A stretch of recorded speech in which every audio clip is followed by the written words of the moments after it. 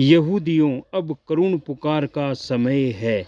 समर्थ सदगुरुदेव श्री रामलाल जी सिया, दादा गुरुदेव ओम श्री गंगानाथ जी योगी, सदगुरुदेव की समाधि पलाना बीकानेर, दादा गुरुदेव की समाधि जामसर बीकानेर। इस मार्ग पर चल रहे सभी आध्यात्मिक योगियों को जय गुरुदेव, जय दादा गुरुदेव। आज गुरु सियाग सिद्ध योग की बुक से हम वीडियो देखते हैं। यहूदियों, अब करुण पुकार का समय है। गुरुदेव क्या बताते हैं, वीडियो पूरा देखिए। आपको यह आराधना करने के लिए कहीं जाना नहीं है, केवल सदगुरुदेव के श्रीमुख से आपको मंत्र सुनना है और आपकी दीक्षा हो जाएगी। आप जितना मंत्र का जप करोगे उतना आपको फायदा होगा। ये बिल्कुल निःशुल्क है। वीडियो आगे देखते हैं।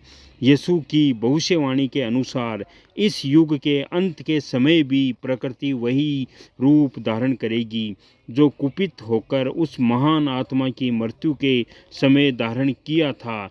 इस भविष्यवाणी का समय ज्यों ज्यों पास आ रहा है, तामसिक वर्तियाँ भयभीत हो रही है। प्राण तो सभी को प्यारे होते हैं। उस निर्दोष पवित्र आत्मा ने 3 बार ओद्य मुँह गिरकर प्राण रक्षा के लिए कैसी करुण पुकार की थी, परंतु फिर भी क्या उसके प्राण बच सके। उसी प्रकार भविष्यवाणी के अनुसार इस युग का अंत होगा और उन वर्तियों को उनकी करनी का दंड मिलेगा।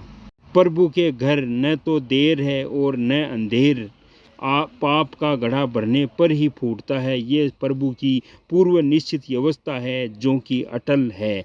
आज विश्व भर में प्रभु का सुसमाचार सुनाने वालों के कानों में उस पवित्र आत्मा के ये शब्द, करुण शब्द है कि आत्मा तो तैयार है परंतु शरीर दुर्लभ है, क्या नहीं गूंजते। इन शब्दों में इतनी प्रबल शक्ति है कि धन बल और जनबल के सहारे धर्म का प्रचार प्रसार करने वाले मठाधीशों की नींद हराम हो जाएगी। रोग एक नहीं कई लगे हैं। बाइबल बारंबार उस पीढ़ी के अंत की बात कहती है जो युग परिवर्तन के समय होगी। इस संबंध में 2 पीटर के 3:3 से 8 तक 10 से 13 में स्पष्ट शब्दों में कहा है।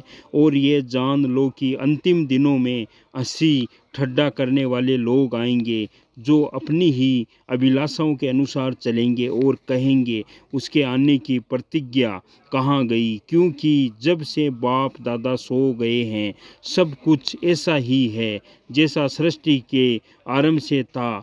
वे तो जानबूझकर भूल गए हैं कि परमेश्वर के शब्द वचन के द्वारा आकाश प्राचीन काल से वर्तमान है और पृथ्वी भी जल से बनी और जल में स्थिर है।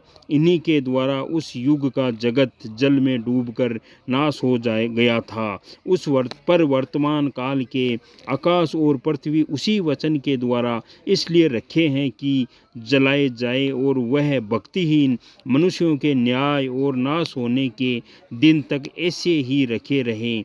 परंतु प्रभु का दिन चोर की नाई आएगा। उस दिन आकाश बड़ी हड़बड़ाहट के शब्द के साथ जाता रहेगा और तत्व बहुत ही तप्त होकर पिघल जाएंगे और पृथ्वी और उस पर के काम जल जाएंगे। जब ये सब वस्तुएं इस रीति से पिघलने वाली है, तुम्हें पवित्र चाल चलन और भक्ति में कैसे मनुष्य होने चाहिए और परमेश्वर के उस दिन की किस रीति से बाट जोहनी चाहिए और उसके जल्द आने के लिए कैसे यत्न करना चाहिए, जिसके कारण आकाश आग से पिघल जाएगा और आकाश के गण बहुत ही तप्त होकर गल जाएंगे। पर उसकी प्रतिज्ञा के अनुसार हम एक नए आकाश और नई पृथ्वी की आस देखते हैं जिसमें धार्मिकता वास करेगी।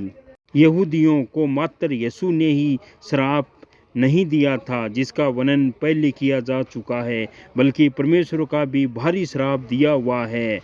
इस संबंध में मलाकी 3:8 से 10 में कहा है, क्या मनुष्य परमेश्वर को धोखा दे सकते हैं? देखो, तुम मुझको धोखा देते हो और पूछते हो कि हमने किस बात में तुझे लूटा। 10 मांस और उठाने की भेंटों में तुम पर भारी श्राप पड़ा है, क्योंकि तुम मुझे लूटते हो, वरन सारी जाति ऐसा करती है। युग परिवर्तन के बारे में पुराने नियम में भी जगह जगह भविष्यवाणियाँ की हुई है।